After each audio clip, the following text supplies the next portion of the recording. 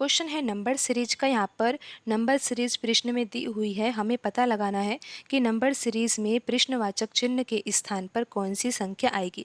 तो आइए सबसे पहले हम यहाँ पर पैटर्न को समझते हैं। तो पैटर्न को समझने के लिए हम यहाँ पर सबसे पहले तो अंतर ही निकालते हैं कि यहाँ पर जो ये नंबर्स लिखे हुए हैं इन नंबर्स के बीच में कितना अंतर है।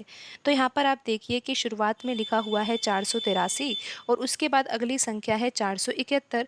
तो इन दोनों संख्याओं में कितना अंतर है। तो यहाँ पर अगर 483 में से, क्योंकि 483 बड़ी संख्या है, 483 में से अगर 471 घटाया जाएगा तो यहाँ पर कितना आएगा, 12 आएगा। तो यहाँ पर हम लिख लेते हैं कि जो अंतर आया है इन दोनों संख्याओं के बीच में वो कितना अंतर है, 12 के बराबर है।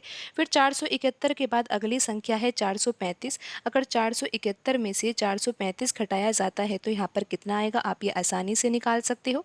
यहाँ पर आएगा 6 और यहाँ पर आ जाएगा 3। तो यहाँ पर जो अंतर आया है वो कितना आया है, 471 में से अगर 435 को घटाया जाएगा तो यहाँ पर अंतर आएगा 36 का।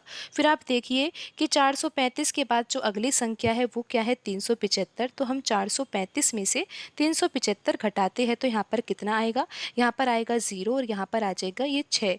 तो यहाँ पर आपको ये भी पता लग गया है कि यहाँ पर 435 में से अगर 375 घटाया जाएगा तो यहाँ पर अंतर आएगा 60 का। फिर आगे देखिए कि 375 के बाद अगली संख्या क्या है, 291 है। तो 375 में से अगर 291 घटाया जाएगा तो यहाँ पर अंतर कितना आएगा, यहाँ पर अंतर आएगा 84 का।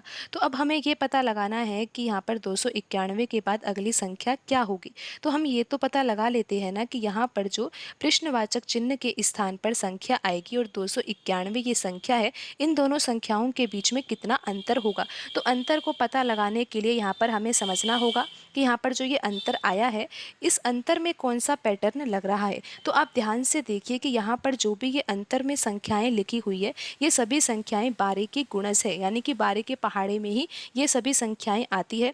तो 12 को तो लिखा जा सकता है 12 गुणा 1 और फिर 36 को लिखा जा सकता है 12 गुणा 3। आप इतना तो समझ ही रहे होंगे। ये 60 को लिखा जा सकता है 12 गुणा 5 और यहाँ पर 84 को लिखा जा सकता है 12 गुणा 7। तो आप यहाँ पर देखिए कि ये सभी संख्याएं 12 की गुणज है। तो अब हमें ये पता लगाना है कि यहाँ पर अगली संख्या क्या होनी चाहिए। तो यहाँ पर देखिए कि 12 में 1 का गुणा किया है, फिर अगले पद के लिए 3 का गुणा, फिर 5 का गुणा, फिर 7 का गुणा। तो यहाँ पर 12 में हमें किसका गुणा करना होगा, 9 का गुणा करना होगा। तो यहाँ पर 12 में किसका गुणा करना है, 9 का गुणा करना है। तो 12 गुणा 9 कितना होता है, 108 होता है।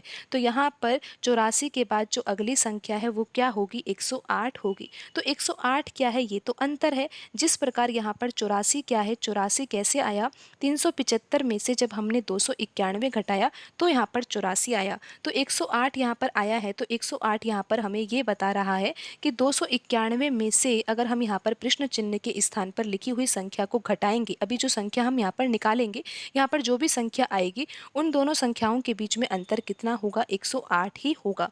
तो यहाँ पर आप ये समझिए कि जो ये सीरीज है ना ये घटते क्रम में है। तो यहाँ पर 291 के बाद जो अगली संख्या यहाँ पर आने वाली है वे संख्या जो है 291 से कम होगी। और कितनी कम होगी इसके लिए यहाँ पर अंतर दिया ही हुआ है।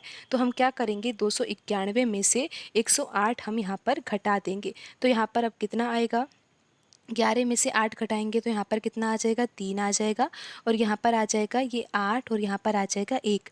तो यहाँ पर प्रश्न चिन्ह के स्थान पर कौन सी संख्या आएगी, संख्या आएगी यहाँ पर 183।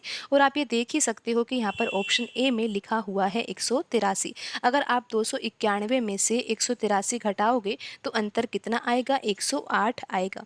तो यहाँ पर ऑप्शन ए सही होगा।